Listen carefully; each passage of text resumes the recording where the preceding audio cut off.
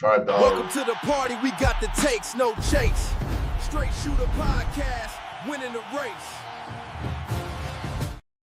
Ho! Good evening, everyone. It's Big Ed here, and it's been a while, guys, since we've been on the Straight Shooter Sports Show for one reason or the other. And I know we have lots going on this evening. Tonight, below, we have the Flying Hawaiian, Kari Iona.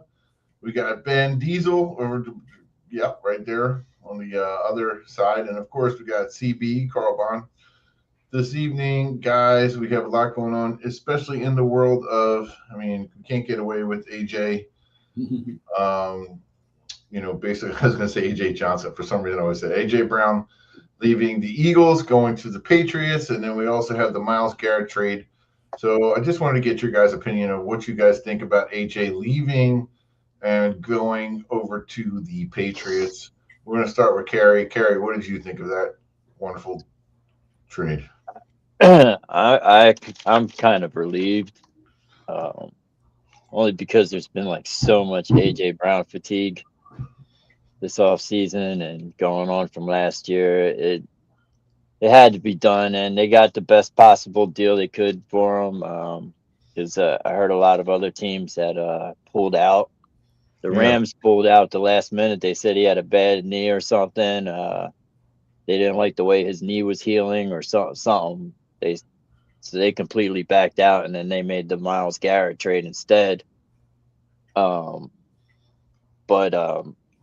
relieved he's gone. I think we did a pretty good job with the replacements. Like to see what Devontae Smith could do as a number one. But like I said, man, I'm relieved. So, it's interesting to see with AJ Brown gone. Nobody ever wants to see a talent like that leave, and nobody ever wants to see that. But, Carl, I remember last year at the end of the season, especially in the playoffs, we thought that he pretty much dogged it at the end, which was so weird. Yeah.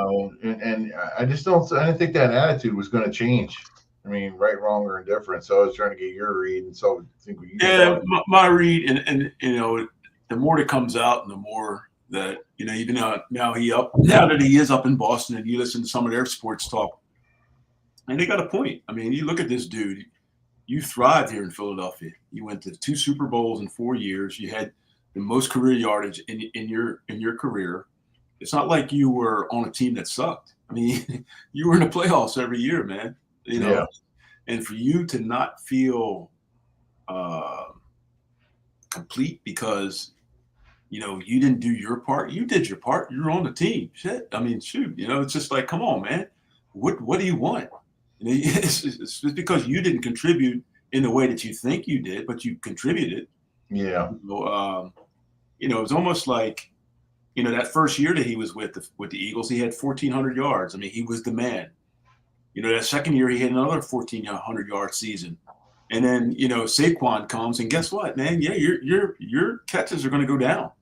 Yeah. Devontae Smith. You never heard him complain once, and everybody says, "Well, I wonder if he can be a number one receiver." Well, the man was a Heisman Trophy winner. Yeah. He wasn't a Heisman Trophy winner because he was a number 2 receiver. So the one thing I would say about him that Devontae. I don't think he does. But Devontae will always use his body no matter what. Right. But AJ was a big body out there in the perimeter. This is where that new tight end, I think, is going to come into play. Yeah. The kid they got from Vanderbilt. Well, don't forget that kid Johnny Wilson that's on the roster too. And Johnny Wilson, yeah. Yeah, and Dontavian Wicks, the guy they got from Green Bay. He's a pretty big guy too. He's a wide body. And I think that it's interesting because you were talking to somebody else. One of our detractors was mentioning that, that Jalen can't throw to the middle of the field, yada, yada, yada, and all this other stuff. Here's what I'm going to say. If the coordinator uses Jalen Hurts' strengths, which is he said he's going to do, Jalen Hurts is going to go under center. He's also going to be able to roll out and make things happen in space. And if he does that, we'll be fine. Right. Because that'll open up the running game and everything else also. And then I saw where Colin Cowherd said that AJ Brown's going to thrive because he has a great quarterback now. Well, come on, man. Drake May's only done it 1 year. Yeah. Drake May wasn't that great against the Broncos. He sure wasn't. With all due respect. You're right. He wasn't. He wasn't that great against the Broncos. No, not at all. Is he good? And a lot of that has to go. Their offensive line was like, was it Will Campbell, that rookie tackle? He struggled so bad in the playoffs. Like when he started playing premier talent, man, he didn't do Drake May any favors at all. That offensive line didn't. Period. And Seattle. They have like nobody else at receiver besides AJ. Like their receiver room is just. Well, they got Mac Hollins. Yeah, Collins and now they got Dobbs. So Whack Hollins. The one thing I can say is this: AJ probably loved it because Vrabel was his coach in Tennessee. Yeah, you know, the fact that he's going to be back with him, you know, he feels like a certain kind of way. He had an affinity with him in Tennessee. He probably feels like that, and now he's he's with the team that he always wanted to be with. So, I mean, look, I wish the guy had best of luck. I do. I have no animosity feelings towards AJ at all. I mean, he helped us win 2 Super Bowls with the Eagles.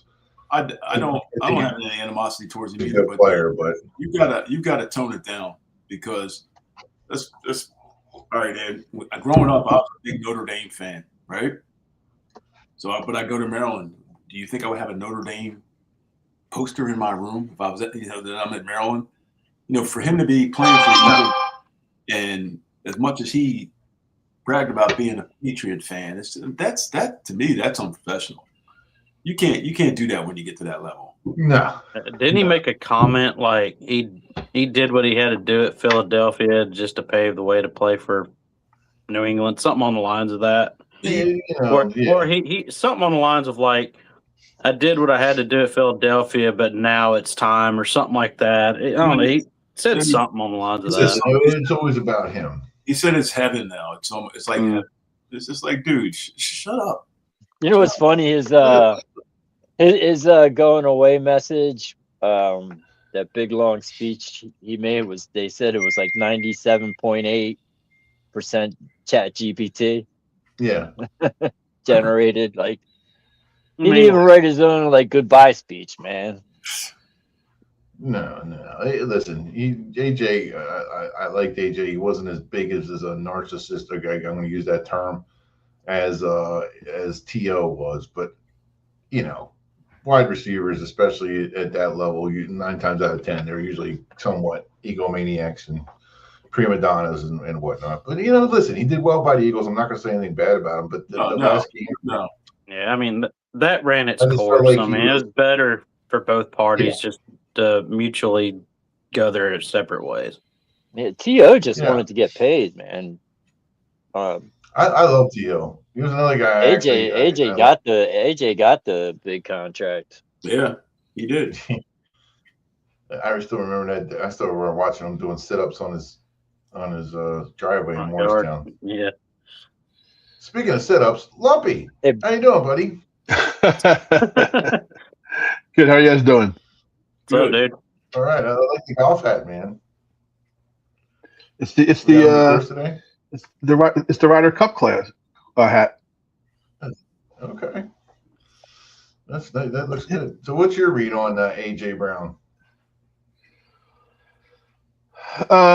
Good riddance. He did the job when he was here, but just like any job, employees get stale. Yeah. I don't care if you're a realtor. I don't care if you're a teacher. I don't care if you're a football player. At some point in time, it's shut up or put up or shut up kind of a thing, and he stopped putting up. His last year he was a malcontent. I don't say creating havoc, but there's a 3-ring circus, and he was trying to get in the middle of the ring every time. I think it was time for him to go. I think when we got him for a 1 and a 3. We got a 1 and a 5 back, so it cost us 2 rounds to borrow him for 4 years. I'm okay with that. Yeah. Well, No, listen. I mean, he's not. What is he? He's 29 now. Yeah, 28, 29. 29. You're not going to get 2 first-rounders for him. Not in that position. Not with a knee injury. A 1 and a 5 is fine. Yeah. You got the best possible deal you can get for him. Yeah. It's almost perfect timing. It's like right before he hits 30.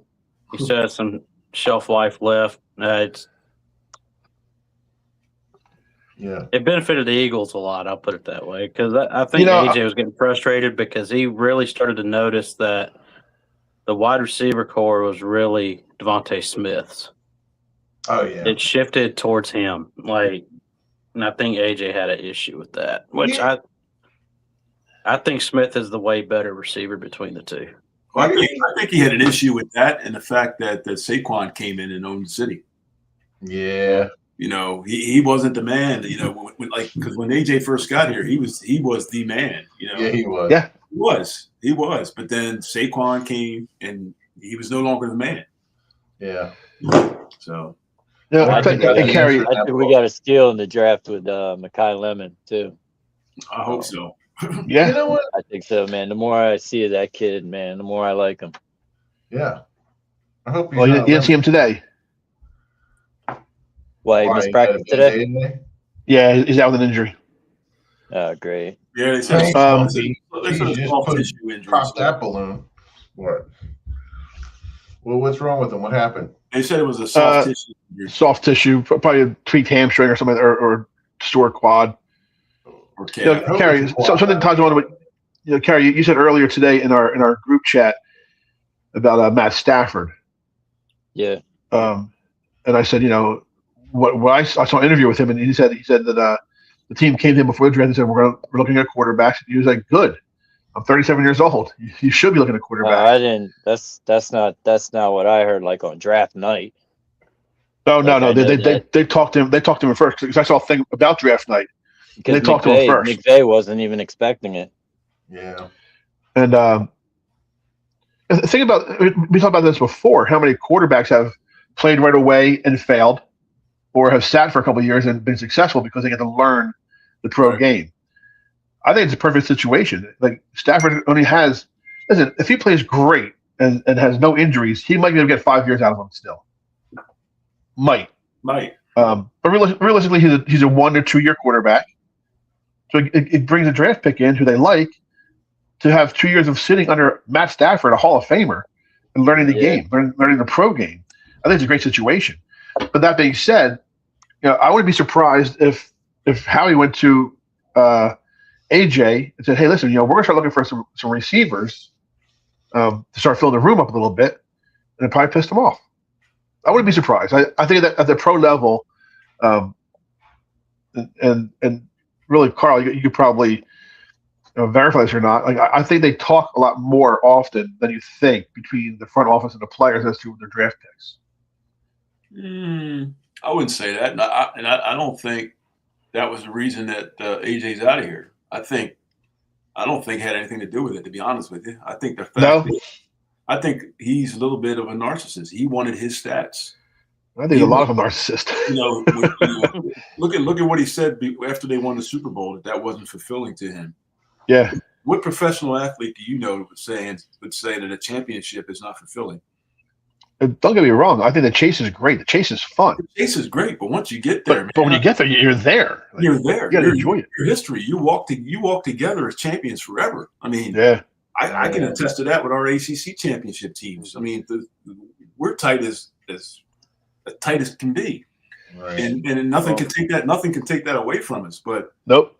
So when a player shows more interest towards their individual stats, that's a kind of a red flag. Yeah.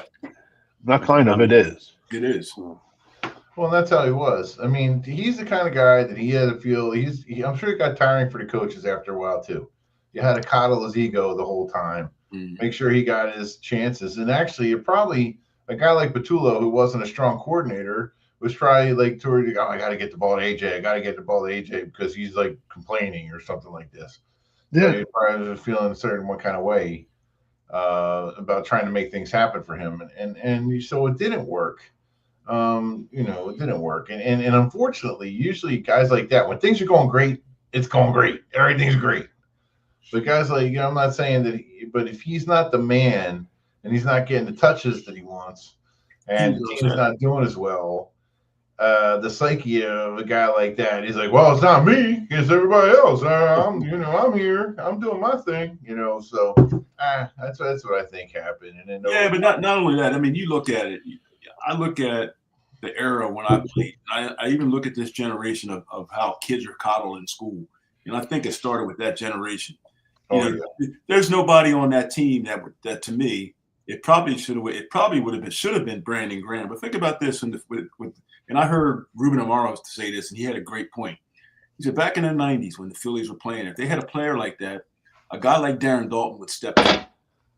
Yeah. And get him straight. I don't think you see that in professional sports anymore. You don't see that type of guy anymore because these kids are coddled. The only guy that he wouldn't say he's like that, but a guy that was like a coach on the field, almost like an uncle for them, would have been like Brendan Graham. Yeah, that's what I said. Or Fletcher guy, or Fletcher Cox. Yeah, but he wasn't that guy. No. But if you got a guy like who was that guy? I don't know if Reggie was that kind of guy. I think Reggie was that guy. Dawkins was that kind of guy. Reggie was that guy in Green Bay for sure. Hugh Douglas was that guy. Hugh Douglas, Jeremiah Trotter was that guy. Trotter was that guy. Right. The guy, or Ray Lewis was that guy. If you're not going, the guy that's going to say, "Yo, let's get it together." Right.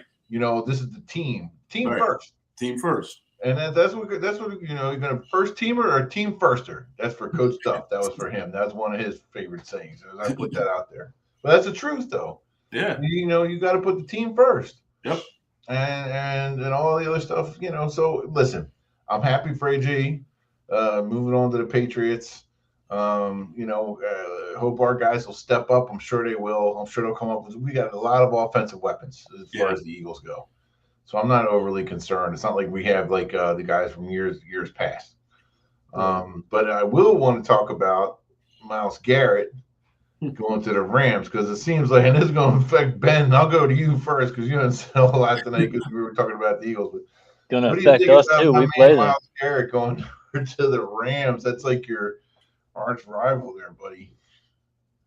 Yeah, it's tough, man. I mean, we have one thing working for us. I mean, our offensive line, they look bad on the field, but they're actually ranked fourth best offensive line last season. Purdy is actually statistically rated the hardest quarterback to sack. Mm-hmm. Myles Garrett even said after the couple times he's played against Purdy, he's really difficult to get a hold of. He did sack him once last season.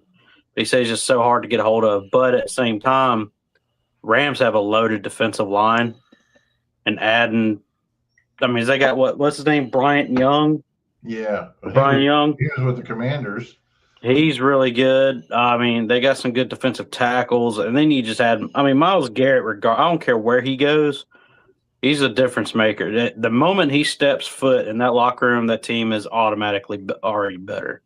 But to face him 2 times a year, man, that sucks. And it's just, the Rams are going all in. I think if they go all in, they win a ring, I think Stafford retires. I think it'll be his retirement tour. Yeah. I wouldn't be shocked if McVay leaves. Yeah. And then they're talking about their stories coming up that Aaron Donald might come out of retirement. Yeah. So what? Yeah, if that happens, look out. No. I saw the quote. I think it was a joke. He said with that line, I'd come out of retirement to play with him again. I don't think it was serious. I think it was just saying. No, he was this was when they were talking about bringing Micah Parsons. But when Micah Parsons was being talked, when trade talk started surfacing about Micah Parsons, Aaron Donald said, if they get Parsons, I might come back. But Myles Garrett, he should have never retired, to be honest. Right. If there's any player to make him come out of retirement, it'd be Myles Garrett. It's so funny if that happens, talking about Myles Garrett, because it reminds me of in the movie Elf when they were talking about Miles Finch. Dude, it's going to be a nightmare, man. Go ahead. I'll tell you something about. That's why you guys have me here to digress to weird stuff. Go ahead. I'll tell you something about Myles Garrett. I saw him on a podcast with Parsons, and he told Parsons that he would give up his MVP trophies for a championship. Mm-hmm. So yeah, that type of guy. Listen, I don't watch the Browns that much. Nobody does. Nobody does. So my question is, he's that good, huh? Well, the only person I think is mad in this situation is probably like 24 Jared Verse. sacks last season or something. Yeah, Jared Verse should be mad. I mean, if I was Jared Verse, I'd be furious, man. I'd be like, dude, I was on the Super Bowl favorite team. Like, they're the favorites to win the Super Bowl. I was on the team. Jared Verse, I don't like him. I'm pretty sure, like, they probably made the trade first and probably talked to him. Like, he's probably thinking, man, we just got Garrett. Oh, it's over with. Hey, Jared, come see McVay and bring your playbook. Just imagine being in his shoes. Would you take Jared Verse in Philly? Huh? Would you take Jared Verse on the Eagles? Of course. Dude, I'd give up 2 first-round picks and a second-round for Jared Verse. I'd trade that 28 first-round pick they just got from New England. Verse is a top 5 defensive end, man. I'd trade that to Cleveland for him. I did too. Listen, if he's on my team, that's great. But I don't want him walking around the stands and getting up people's faces and stuff. So that's why I like Verse when he did his he wouldn't do that if he was an Eagle. No. But my point is he did that. He better not do that in Cleveland. Those fans can get rough too. What do they have to lose, I mean, yeah, no, but he plays for them. Well, when he was playing with the Rams, they used to throw dog biscuits at players. He was staring up the fans. It was like the WWE. Yeah. But okay, so let's talk about the Eagles' new D end, Grenard. I mean, where's he between those three? The third? I don't know much about him. I don't know much about him either. I know he's got a really high pass rush win rate, like one of the highest in the league. Right. I know he's a really, really good pass rusher. He's except for last year, I think he was hurt last year, maybe. Well, didn't they try something? He was a Pro Bowler. I know that much. Didn't they try something like that with the kid from the Jets, Huff? Oh, Huff, yeah. Great win rate, great pass rusher. Turned out to be Well, he did better when he went to San Fran, though. Yeah, Grenard's gonna get a lot of looks though, because this guy's a little bit more Philadelphia's proven defensive than, line is loaded. So I mean, I think he's a better overall player. Huff was just the third down specialist. Yeah. Yeah. Grenard. Yeah. Well, I think Robert Saleh pretty much he squeezed the juice out of that lemon. You know what I'm saying? All that he could to get out of him just to play decent in San Francisco. I mean, he had back-to-back 12-sack seasons. Who did? Grenard. Yeah. Josh Sweat's back on the table. No thanks. Yeah, I would take Josh Sweat back. And No, I love Josh Sweat. So do I. But he's also how old is he now? Yeah, he's 29. Better than what they got. He's same age as Grenard. He's same age as Grenard. Is he? Yeah. I'd bring back Sweat. So who do we got? We got Grenard. We got Nolan Smith. He's supposedly put on some muscle. Dude, I want the 49ers to get Josh Sweat. We signed another guy. Who's the other guy we signed earlier from the Falcons? Yeah. He's got like a funny name, I think. Yeah. Ebiketie. Ebiketie, yeah. Ebiketie, yeah. Ebiketie. Ebiketie.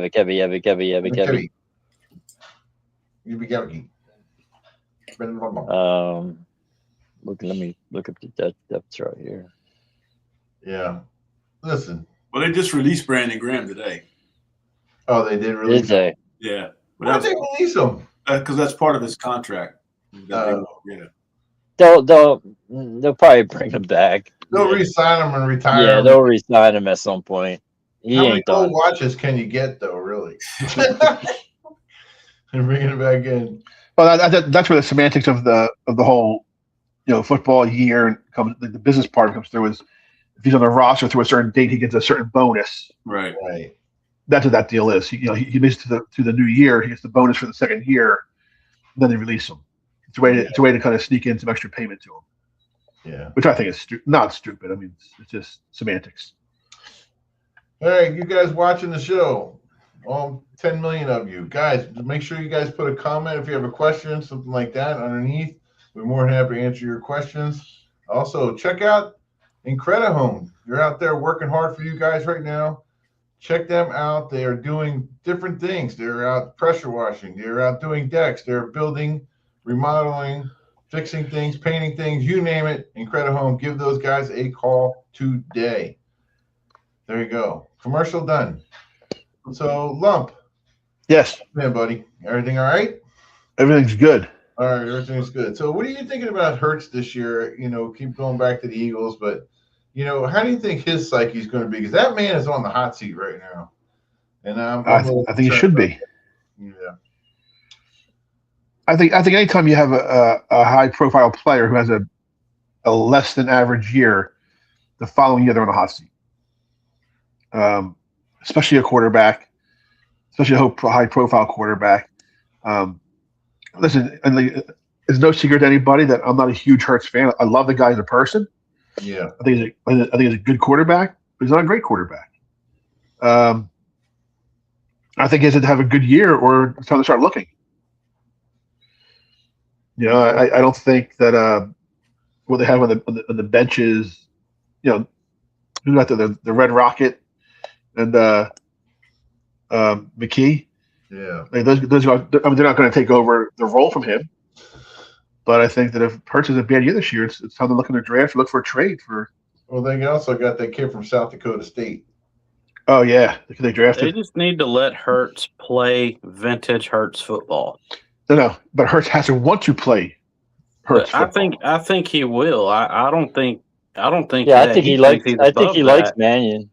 I think he was being held back by the coaching staff last season. I really do. I don't think he respect him. He didn't respect Patullo, but I could definitely tell. Yeah, I don't think he wanted to run last year. Yeah, I just don't think he liked Patullo as a coordinator last year. I didn't like Patullo. If I was playing for Patullo, I would not like. He was high school Harry all the way. I don't know. Yeah, Patullo gave me Hackett. He seems to like. He seems so far in the mini camps. He likes playing under Mannion. He likes playing under center. So we'll see how it works out. I don't think it was the fact that he didn't want to run. I think it was the fact that he was told not to run. Yeah, I think so That's too. what I'm saying. He was being held back by the coaching staff because he's made comments that he'll do whatever it takes to win. So that's what I want. Yeah. Well, that's my quarterback. Hurts is not going to put up passing stats like Joe Burrow. No, he's not. Patrick Mahomes. That's not his game. That's not his game. I don't ever expect to see Hurts in the 30 touchdown range. He'll probably be 25, 28, but he's probably going to have 8 or 9 rushing touchdowns. He'll have 3,500. As long as they put points on the board and have a good run game, they're good. Hey, if that's going to mean playoff wins and Super Bowl championships, I don't care. Exactly. Who cares? Yeah. I don't care how we get there. Just get there. Just get there. Yeah. Who cares? They don't. The biggest stat is the win and the loss. Right. Even if it takes 800 tush pushes. Exactly. It takes 800 tush pushes, and we win a Super Bowl. That's all he does is a tush push. Get the frick out of here. Who cares? What's At the end of the day, I don't care. My guy's better than your guy. Who cares? Do you win? No. So shut up and sit down. I don't care. I'm not much of a. I don't care about stats. I want wins. That's what I want. Losers. I can care less. Brock Purdy threw 65 touchdown passes and no interceptions, and they don't win the Super Bowl. I could care less about his stat line. How many Super Bowls did Josh Allen? Unless he's my fantasy football quarterback. Unless he's my fantasy quarterback. That's the only reason why. No, but how many Super Bowls did Josh Allen win? None. He's never been there. Did Joe Burrow win? None. I rest my case. I really don't care. I just want to win. Burrow did get to 1. So but it doesn't matter. Did he win? No. Jalen Hurts won. Speaking of the Bengals, man, if they just solidify that defense, right? Oh God, they're really wasting a really good offense right now. Joe Burrow is an elite quarterback. Yeah, dude is it. Then you got Jamar Chase. I love that kid since he smoked a cigar with LSU. I thought that kid was cool as all get out. He handled business, went there and won, and he was done. Went to the pros, and he's been. When he's been hurt a lot, but at the same time, as long as they build a defense, man, the Bengals would run the AFC North. Yeah, but I like him. I like Dart. I like Dart too. I'll say this: I think Burrow is the happiest guy in the league right now, seeing Myles Garrett leave the AFC North. Oh yeah, of course. That probably just bought him 5 healthy games. Yeah. I mean, look, but the point is, and you should agree, winning is what counts the most. All the other stats. I mean, if there was no such thing, if fantasy football never came around. Right, we wouldn't be talking about stats. Nobody would care. The best thing you can do is line up Joe Montana and Dan Marino's stats, their trophies. Right. Marino doubles Joe Montana's stats. He does. Yeah. Dan Marino doubles Joe Montana's stats, but you look down there, look how many rings Joe Montana's got. I did think it was pretty cool when Saquon Barkley had 2,000 yards though. That was pretty cool. Yeah. Sometimes stats are cool. That's a different stat. They're not everything though. As weird as that sounds. That's like a rule grind them out, Yeah. You know what I mean? So I agree with you. Well, I think that's the stat line I'm most impressed with, me personally, is sacks. For Myles Garrett to get, 23, 24 sacks last season? 23. Set the record. I mean, Matt, just think how many drives he ended on a bad Browns team. Well, at least Mark Gastineau's not pissed off anymore. God. You ever see that special? I saw that special. Yeah. Whoa. And Mark Gastineau I love that guy. Did Garrett play in all 17 games last year? I think he did. He was hurt. No, I mean, to me, man, every game. Reggie White having 21 sacks in 12 games? 12 games, That's still, to me, and Reggie White, did he play tackle sometimes too? He didn't just always play end. Right? Oh, they moved him all over the place. They used to line him up over a nose tackle. They would line him up on nose tackle on the 46 defense, but for the most part, he was a rush. Yeah. Reggie White was the man. I was watching some of his highlights. He was just nasty, man. Hey, if Reggie White would have competed on the Olympic level in judo, he probably would have went undefeated and had gold medals at the yin yang, bro. Because if you watch how he just hip tossed all those offensive linemen with one arm, I mean, the technique, I'm just like, dude.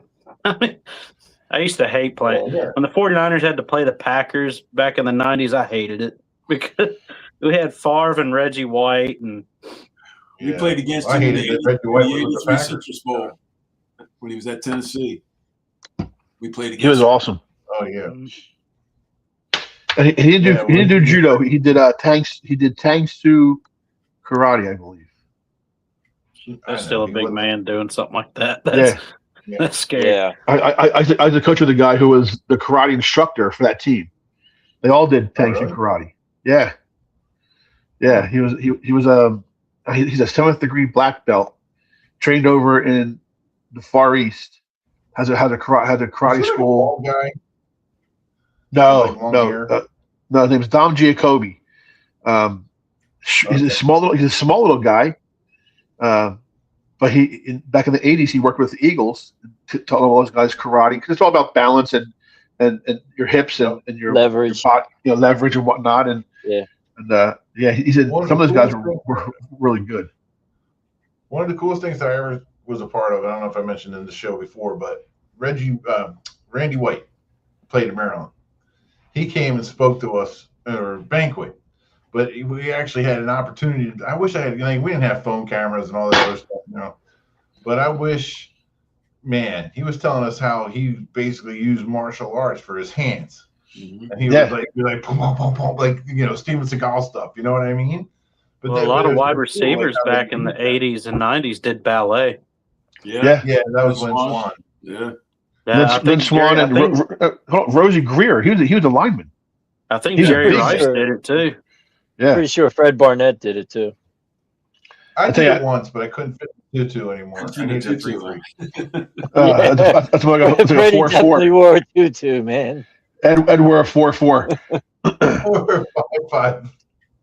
No, I'll tell you. So my ex-girlfriend was owned a dance studio, and I used to bring my kids over there to you talk about my tutu and your ex-girlfriend. I don't know. That. So we used to make the kids do nothing more than just the 5 ballet positions, and a lot of it is you're standing with your feet in a certain position and you're exploding off of your toes. No hips, no knees, just push off your toes. Yeah, Lump. I want to see you do that right now. Listen, I did it for maybe 5 minutes, and the next thing you're cramping. I thought you was gonna say 5 years. I did it for maybe 5 years. I can tap dance. Not official unless you wear the tutu. I can tap dance. Not I can't do ballet. Oh, yo, but legitimately, you start doing these little. I watch 8-year-old girls, 10-year-old girls doing this with no problem, and I have 2 18-year-old kids cramping up. Watch what you say, Carrie. You're looking. Oh my God! I know. Well, you know what? It'd probably be a good idea to get a sumo wrestling coach for your offense and defensive line. Absolutely. Yeah. Absolutely. That's all leverage. Yeah, it's all leverage. You got to learn to manage your weight and leverage, balance, all that, and use of hands. Yep. You'd be surprised how many linemen were wrestlers. Yeah. Oh yeah. I remember my coach Laws taught me out of playing basketball. My freshman year was Frank McAleer. God rest his soul. Great coach, Coach Mack. And he told us to wrestle, but for that reason alone, just to get low. And man, I didn't really like wrestling as much as I like basketball, but a lot of guys in college, we were in college, worked out. Then they were on a wrestling team. They didn't wrestle in matches, but it was just about being, in the locker room and doing the drills. And it's different. It's really it's different. Those spins. By a show of hands, who wrestled here? Just me and you. Oh, Carrie too. Did your coach always make you guys do the spin thing when you're in the And it I didn't last very long, dude. Let's put it that way, man.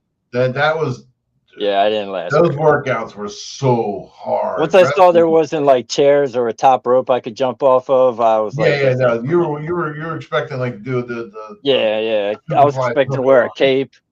Wrestling is non-existent down here on the high school, college level. It's pretty big in South Jersey. There's female wrestling now. Yeah, I'm surprised. I'm surprised it hasn't kicked off down here, man. Yeah. I mean, well, Ben, I'll tell you the big reason is the South is outside states, meaning that like your sports are all outside. Like in the Northeast, in the Midwest, you can't go out and play outside in the wintertime. So what do? You got to go play inside, wrestling and basketball. In the South, I mean, you play basketball outside, but put the pads on the basketball court. Put the wrestling pads down in the basketball court. Yeah. Hey, Dougie Burnett says, fellas. What's up, Dougie? How are you? What's up, Doug? Dougie Fresh. Dougie Fresh. I know he should be on here. You should be on here, Doug. What are you doing? So anyway, we got those two. What else did we talk about? We talked about Miles. We talked about AJ. I got a good one for you. Finals in game 1 tonight. Oh, that's right. Is that tonight or is it tomorrow? I think it's tomorrow. Yeah, no, it's tomorrow. 2-1 Hurricane. 2-1 Hurricane. 6 minutes in the first period. Hockey. I'm talking about basketball. That's tomorrow night. That's tomorrow night. Okay. And honestly, I know this is going to sound crazy. First of all, I'm going to say this: Wembanyama, I'm telling you, that guy's going to be one of the best players that ever played the game. I honestly definitely feel that. If the Spurs keep that young team together, like their core of 3, their oldest one got drafted in 2024. Yeah. If they can keep them together for the long haul, they're going to be a problem. Probably see a dynasty come out of it. Yeah. I mean, the Spurs, they're really good. But I'll tell you what, don't sleep on Brunson. Yeah. That kid. Don't sleep on the Knicks. I like him. Period. I like Brunson. I hate New York Knicks because of New York, but no offense, New Yorkers. I know you got a lot of North Jersey guys. It's nothing personal. But I know you guys don't like us. I'm going to like you, this kind of thing. But I'm just going to tell you, Brunson that kid is a gamer, and I would not be surprised to see the Knicks win this thing. And as crazy as that sounds. Well, the Knicks are probably, I'd say, the most complete basketball team right now. Yeah. I mean, they're everybody from the bench to the starters. They're all playing together. They got chemistry. Yep. They're on cue. Substitutions come in. It's like they don't miss a beat. Yep. I mean, it's the South Jersey connection. They got 3 Villanova guys in the starting lineup. They're going to be tough, man. But I think the Spurs are going to edge it out, though. I don't think Karl Anthony Towns he won't now. He won't be able to handle Wembanyama. Wembanyama, that guy's freaking nature. Well, the only way they're going to beat the Spurs is they got to out-rebound the Spurs. And that's going to be hard to do when Wemby's down there. Unless they really take it to his body. And I've never seen it, but they're not going to let those kind of things fly. Back in the day, they would be able to get away with some of that stuff. Yeah, but not now. Not now. The game was much more physical back then. Oh, yeah, my God. Yeah. Now they cry and flop.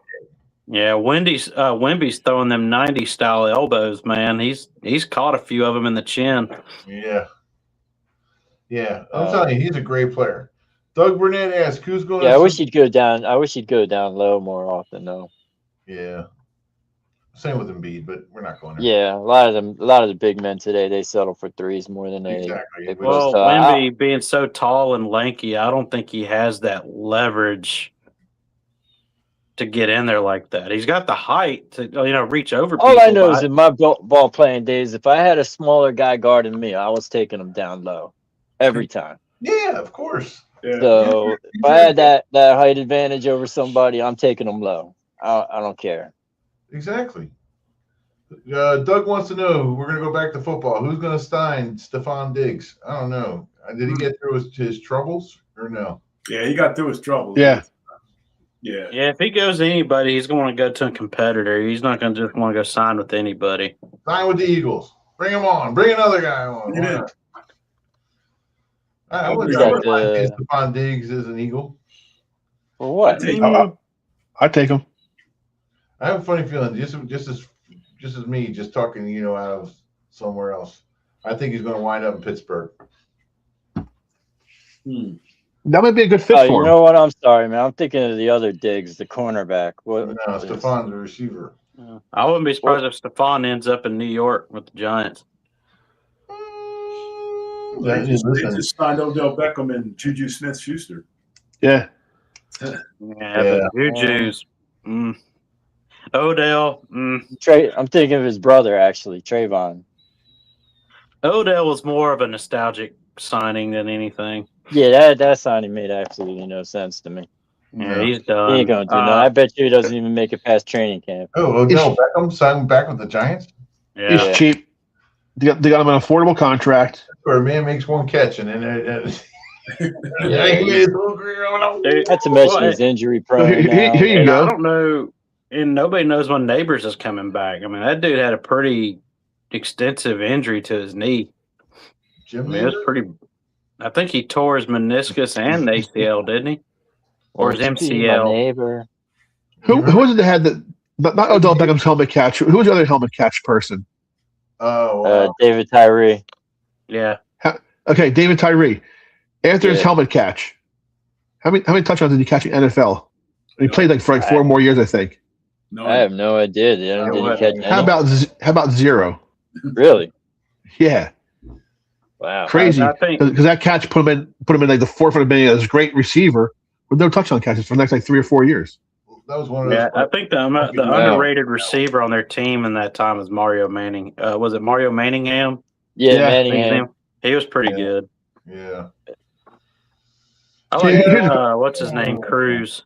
Here's a question for you, and I think this might be something that kind of transcribes in other leagues. I think the NHL has it already. In baseball, the CBA, the collective bargaining agreement, the owners proposed not only a salary cap, but a salary floor also.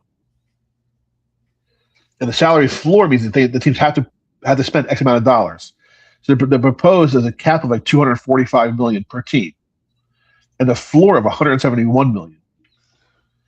So 12 teams are below $171 million for a season for 24 players or 25 players. And think about that. I mean, 25 guys. That means your average salary is like $6 million a person. Wow. Not even $7 million a person. That means you have no guy making 30 or 40 million. If you do, you have 3 guys making 500,000. I wouldn't be surprised if they can get that past a salary cap and a salary ceiling. And so I think the NHL has a floor already, but it takes a lot of teams who are always like cheap on the cheap end of salaries. So they'd basically be increasing the league minimum. Yeah. So right now with football or with baseball, if a team pays the luxury tax,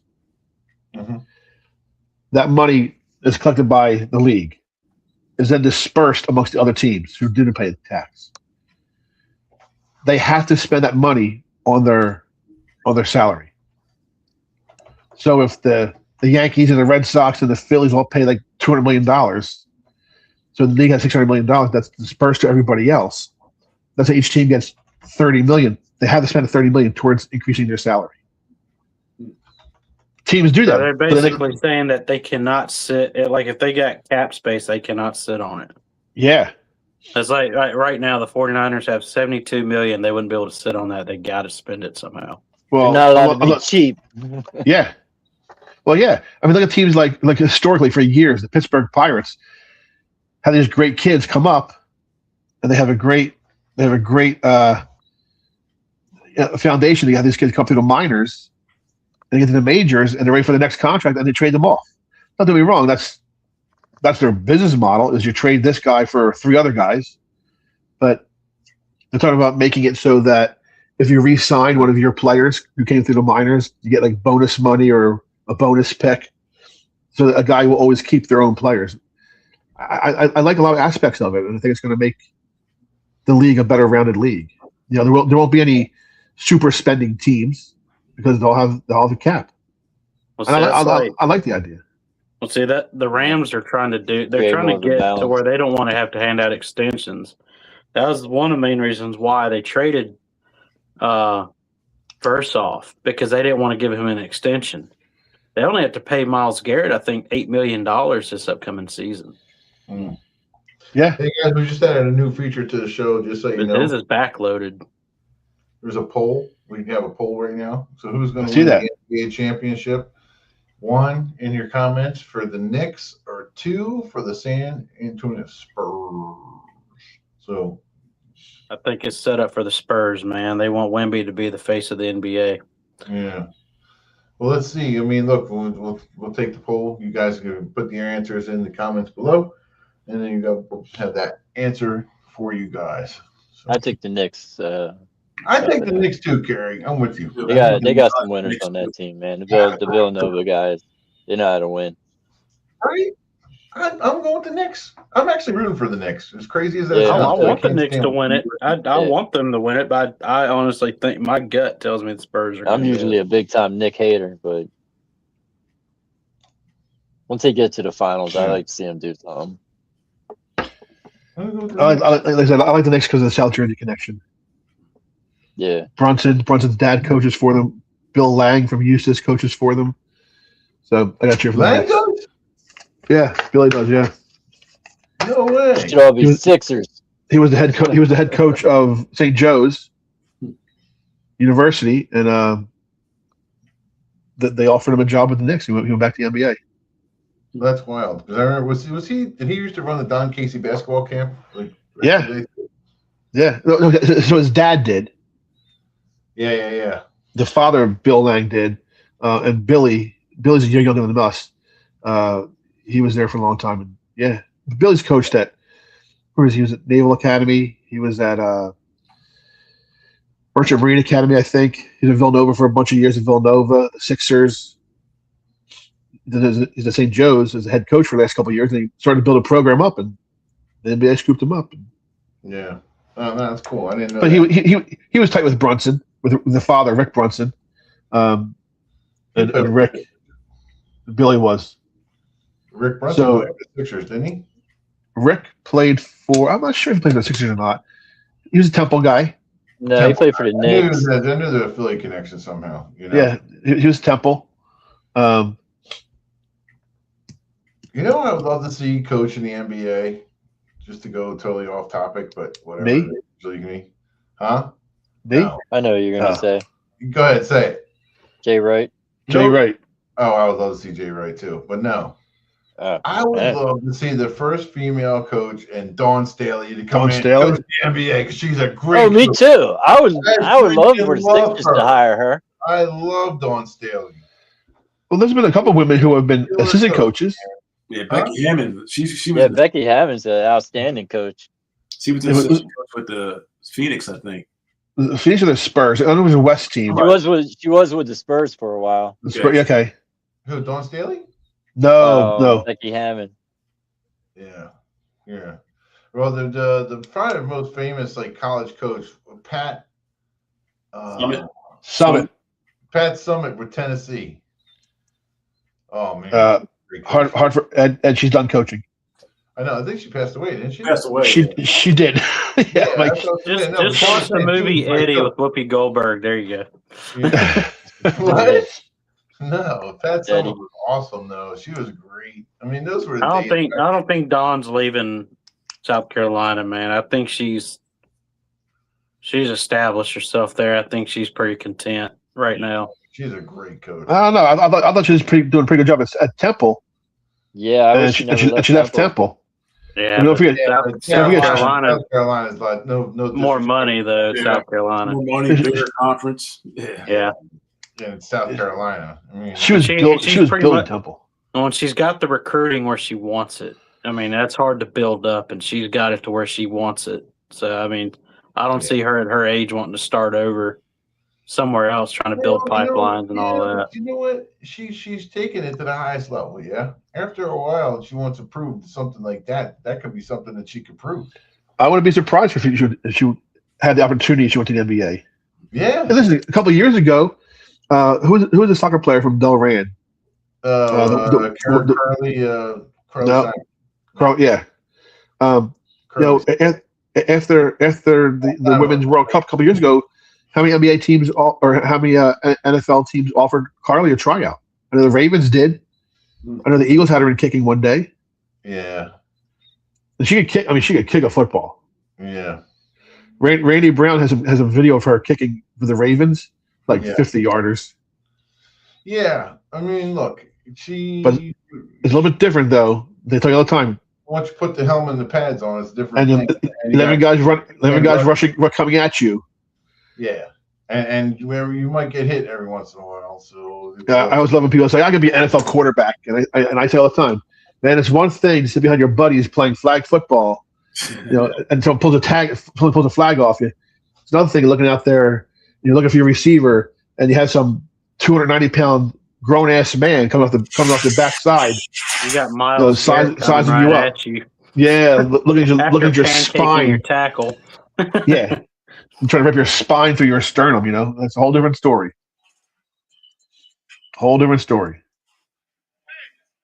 Well, we lost Ed. I don't get political or anything, but the way they're trying to take, the way they've been handling the trans athletes and stuff like that, I don't see them putting women in positions like that in men's sports as far as like playing, because that's just it'll come across as hypocritical. Well, I don't think they would get. I think they'd avoid that like the plague. Now, as far as coaching, I think women can do that. I mean, well, yeah. I mean, in the NFL, they're implementing, position coaches, putting women in those positions. Yeah, there's one of the coaches with them. So along those lines, then, Ben, I know the big thing now is they had those. What were the new Olympic games they just had? The steroid games or the enhanced games? The enhanced games. I know they asked me to be in them. I just said I was too strong though. Yeah. But that was just my smell. So how do you feel about that? Like now they're promoting you to use steroids to be better. I think it's wrong. There's hope for us yet. Yeah, but did you see that one swimmer? She was retired like 12 years ago. She came back. She probably started juicing or whatever, and then she's like, she got a world record, better than her time ever before. Yeah. Did she grow a mustache? Yeah, Fellas, I gotta jump off. All right, yeah. Well, we're about to All right, rock Carl. and roll. All right, Carl. All right, see you. Carl, have a good night. Carl, we'll Yep. see you. Have a good night. Go Terps. Yep. All right. So yeah, that was interesting, that one. And did you guys see like the high school girl, the high school The track. Yeah. So they reversed that today. What's that?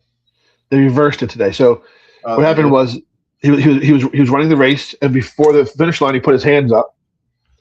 And they said it was unnecessary celebration, and even though the team won, they threw it out and said they lost in the name of sportsmanship, which I kind of agree with a little bit of that.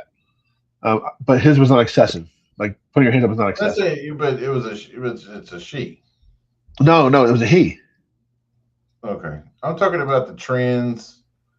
Oh no. Yeah. The one in California that she was allowed to win all the events at that high school out there.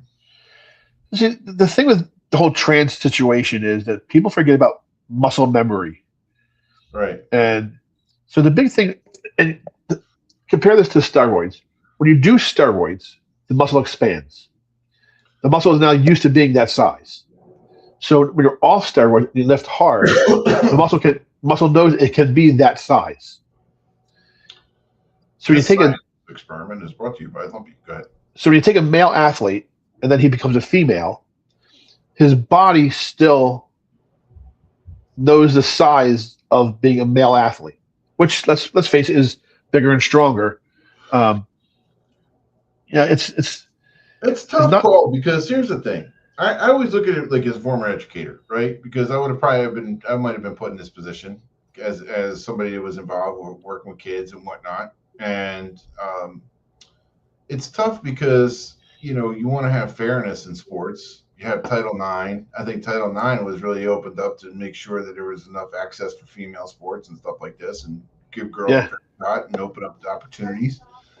So I think that's there. I always think of the student as the individual. And I think of that kid too. And it's probably, it's so hard. It's still a kid. I mean, that's how I think. So it's kind of like weird for me. No, I agree with you. Both ways. I try to look at it from both sides of the coin. And I think that's how that we should look at things, not to be so stringent on one versus another. But you do feel for the female, the biological female athletes that are competitors, because this young man or this young person has a biological advantage. So it's kind of like it's difficult to try to. That's a difficult call. It's a lot tougher than people think. I think if you really look at it from a kid perspective, like kid-centered perspective, because I know a lot of people feel like no, they shouldn't, and I get it. I do. I understand that side. But if you look at the kid as an individual side. So then again, Ed, if you have one kid talking in class, 30 kids in class, you have one kid who keeps talking. Yeah, you go after the kid that's talking. Right. Okay, because it's disrupting the other 30 kids, the other 29 kids. You got to be for the greater good. If you have 10 kids in a race and one of them is a trans athlete, male to female, is it better to let's say offend that one kid or the other 10 kids? There has to be a different opportunity. Meaning, like, would there be an opportunity for? But there's like it's such an it's tough. So tough. What happened is so think about you're talking about girls wrestling before, Ed. Yeah. For the previous 15 years, there were some girls who wrestled on guys' teams because there was no girls' teams because there wasn't enough girl athletes. Fast forward 15 years, now there's enough girl athletes to have girls wrestling. Right now, are there enough trans athletes to have a trans league? No. But 15 years from now, you don't know what the future holds. There might be enough kids to have a men's team, a women's team, and a trans team. Yeah, I'm still kind of against them competing in female sports. I want to make it simple. You compete with the other people that match your biological sex. If you're And that's what- if you're a I'm not man, against it. I don't care if you wear a wig, makeup, do your nails. You compete with other men. You're not. Yes. I mean, it's not fair to those girls who are giving everything they've got, training after hours, busting their butts to be the best they could be, but they know they don't have a fair chance against that guy. Yes. He's not good enough to beat the other boys, so he's going to stoop down to their level. Well, wait, hold on. You're assuming that's the reason why. How about? No, I mean, I'm not saying that's the only reason why. That's the reason why for some of them, in some cases. But I don't think anybody changes their sex physically, medically, and through surgery because they aren't the best athlete. no, I'm not saying. I'm saying. Does that happen in high school? Like, do they even have sex changes in high school? I don't think they're Yeah. are they legally able to do I mean, that I know at age? they call themselves trans in high school and they're transitioning into a woman, but I didn't think they could have this actual surgery until they were 18. With the parental consent they can, and they can be on the steroids on the. But I mean, regardless, if you're a biological male, you are not to be competing against females. Yeah, I don't think so either. That's why they have separate sex events. That's why it's a slippery slope. I don't want, like, in some cases they allow that transgender boy or whatever to go and change in front of the girls in the girls' locker room. That's what's. I mean, if I had a daughter, no, I'm not cool with that. Like, if you had the operation and the surgery, like, you are a woman. You're still I can kind of understand. Male. Yeah, I know. I'm just saying I could kind of understand it. Like, but as far as anything else goes, like, nah. If you got a pecker, you should be competing in men's sports. If your chromosomes are XX, you compete with the other XXs. XY competes with the other XY. My only point with that was, I always think of these kids at their age group. They're still kids. And, we have to consider everybody here, but I understand. And most likely I would side on the side of, the greater good for everybody else. But there's always two sides to everything. Yeah, listen, man, our generation didn't have to deal with that stuff. So, man, I'm not the expert on the whole thing. So I'm just throwing my opinion out there. I don't think they should be competing in women's sports. That's my opinion. Right. By the expert on it, no. But no, because it's an unfair advantage, and I don't disagree with you guys. My point is, sometimes we got to think. We got to, got nothing against y'all about the kid out there. I had an employee a couple years ago who was transitioning. Yeah, and I went to a friend of mine who was a police chief, and I said, "How do you guys handle this?" He said, "I approached the car. I take their license. And the license says Michael, and I'm looking into the car and I see Michelle. I asked him, how do you want to be addressed? Because obviously you say, hey, Michael, you were speeding. I don't go by Michael. Okay, what do you go by? Michelle. Okay, Michelle, you were speeding. It's what the customer wants. The customer's always right. Yeah. And he said, it doesn't matter what you think, what you see, what you hear, what you know. It's what they want.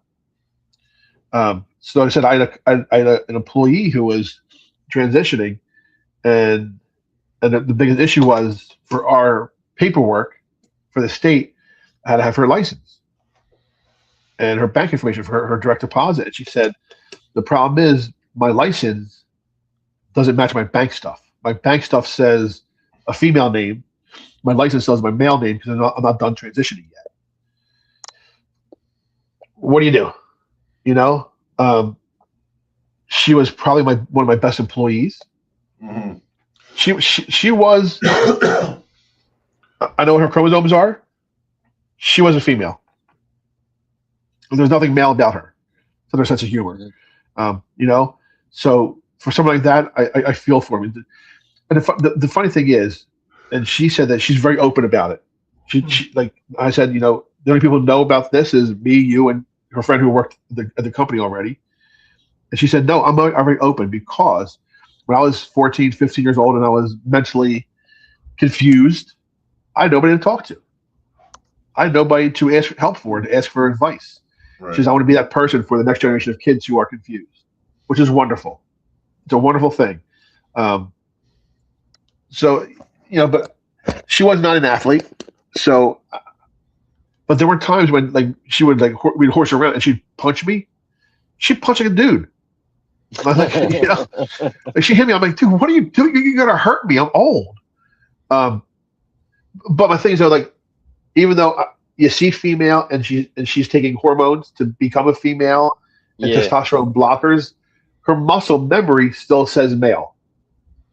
Yeah. That's why they shouldn't be boxing or something against females. You know what I mean? Right. Well, I remember that case scenario when that. The Olympics. Girl, it's horrible. That was just. That was the only person I give the only person I give any props to in that event, that situation, was the real female boxer for getting in there trying at least. Yeah. I give that to her. She had guts, but man, that's. All right. You're putting your life on the line. Fellas, yeah. We were over an hour. It was a great show tonight. Lots to talk about. So let's do it again sometime soon. Anybody else? The only guy I see losing a boxing match against a woman is a Cowboys fan, but or Jake Paul. Yeah, no. I'll give Jake Paul credit. He can scrap a little bit. Yeah, I'm not a fan, but he does a pretty good job in there.